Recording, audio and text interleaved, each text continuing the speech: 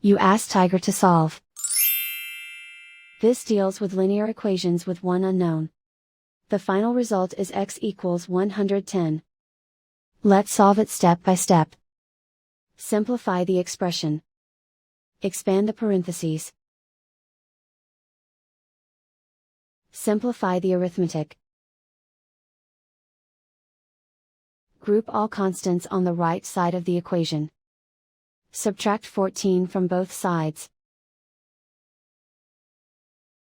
Simplify the arithmetic.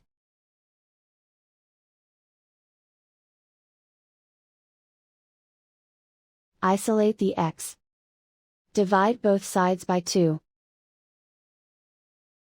Simplify the fraction. Find the greatest common factor of the numerator and denominator.